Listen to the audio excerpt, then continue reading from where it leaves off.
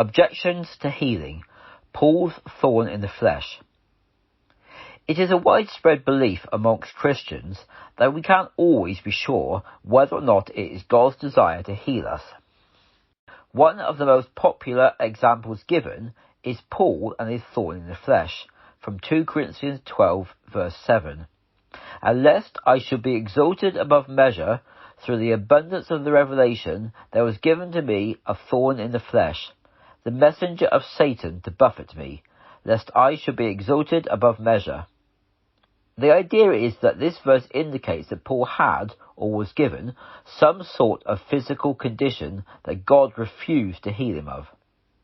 But this is based on a misunderstanding of Scripture, not helped by the way some modern versions of the Bible translate it. For example, the Message says, I was given the gift of a handicap. We should be wary when modern translations stray so far from what the King James Version actually says.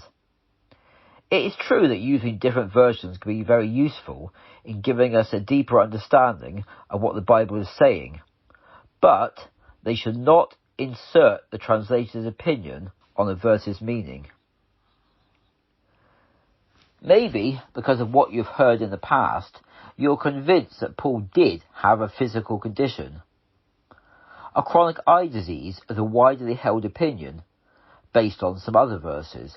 So let's take a step back and look at this objectively. Ask yourself, how could God send Jesus to suffer, part of which was a scourging by which we are now healed, see 1 Peter 2:24, if at the same time it is sometimes God himself who puts, even if it's indirectly, those same conditions of sickness or infirmities on us? Is God really putting the same sickness on people that Jesus suffered to redeem us from? Is God double-minded? The answer to all these questions is no, of course he's not. If Jesus had not been scourged, our place in heaven would still be secure. And the scourging did not happen because Pilate decided to do it. Everything that happened during Jesus' passion was preordained and happened for a reason. The terrible scourging was for our physical healing.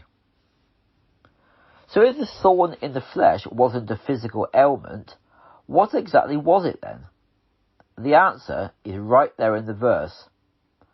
A thorn in the flesh, the messenger of Satan. The same word translated as messenger is translated as angel in other verses.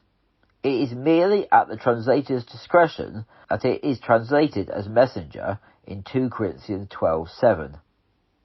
The messenger of Satan was one of Satan's angels, the angels that fell with Lucifer. Or to put it more clearly, it was a demonic spirit that was oppressing him and causing him trouble. The verse quite literally states it as plain as day. The phrase messenger of Satan in no way indicates an eye disease or any other kind of disease, sickness or infirmity. The thorn in the flesh that Paul refers to is not something in his physical flesh.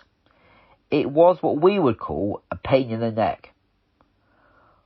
We will look at how exactly the demonic messenger oppressed Paul shortly, but you can probably imagine that Paul did find it to be a pain in the neck.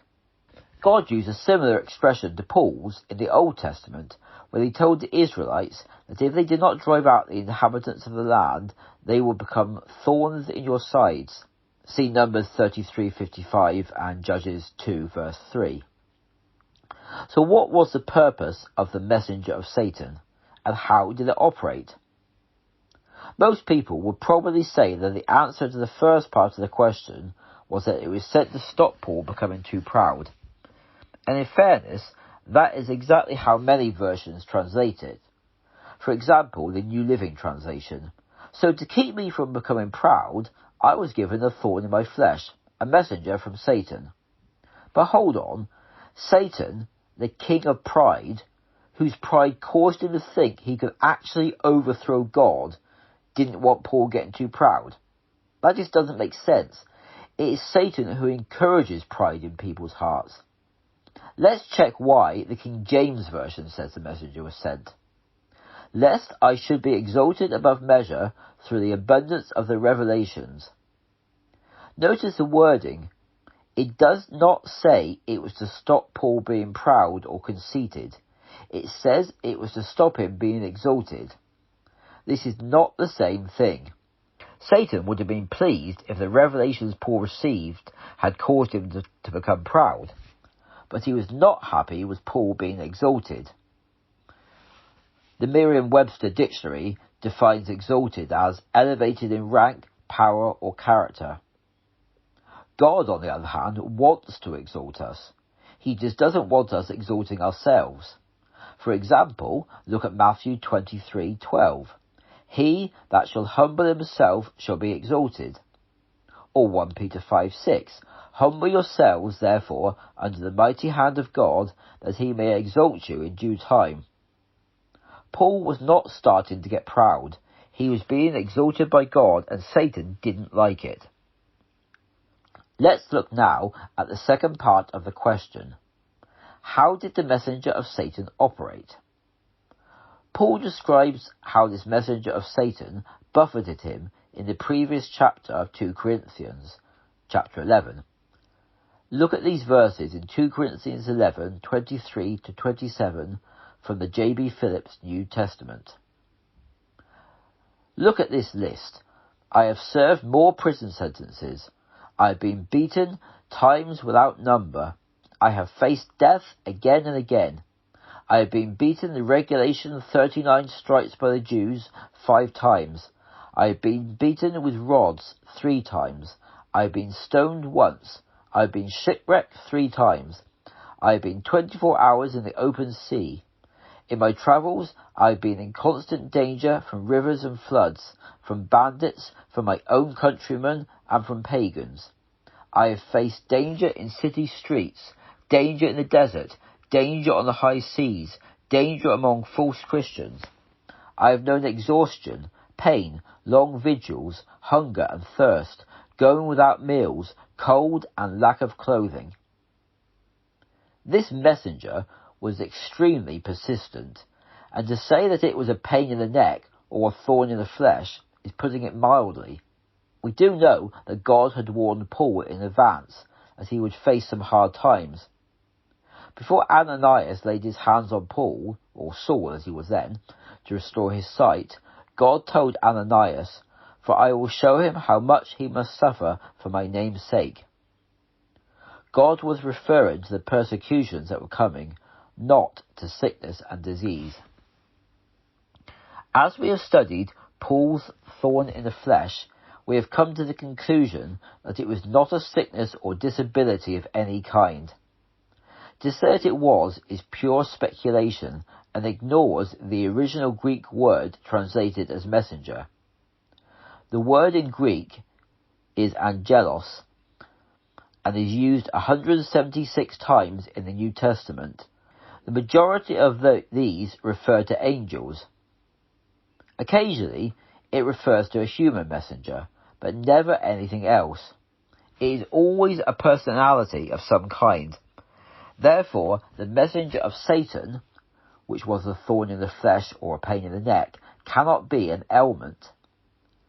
People have their opinions on Paul, but if we base our beliefs on what the Bible actually says, and of course we should, then this verse states that a demonic spirit was sent to work against Paul. Its job assignment from Satan, not from God, was to stop Paul being exalted and generally cause as much trouble as possible, ideally to kill Paul. This fallen angel did have a measure of success against Paul, but in the end, Paul experienced victory. In 2 Timothy 3:11, Paul declares to Timothy, "You know how much persecution and suffering I have endured. You know all about how I was persecuted in Antioch, Iconium, and Lystra. But the Lord rescued me from all of it."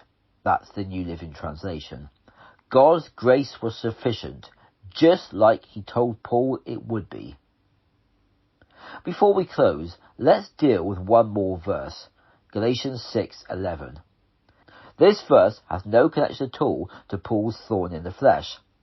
But those who teach that the thorn was a terrible eye disease use Galatians 6:11 as evidence for this. Once again, differences in translations are the cause of the misunderstanding that this verse is evidence for Paul having an eye disease. In the King James Version we read, "Ye see how large a letter I have written unto you with mine own hand." In modern English, we will probably say it the same way as the Darby translation. "See how long a letter I have written to you with my own hand." The vast majority of modern translations translate this verse instead to say that Paul was writing with large letters. The assumption is then made that Paul wrote like a child because of his sight issues. But even if Paul did write with large letters in this part of the letter, it is once again pure speculation to say that he was incapable of writing it any other way, as it was because of an eye disease. It is perfectly normal practice when writing to use large letters to highlight something that is of particular importance. So to conclude, Paul cannot be used as evidence of someone who did not receive their healing. It is always God's will to heal you, and you are not the exception. Thank you for listening to this devotional, and we hope that you have enjoyed it.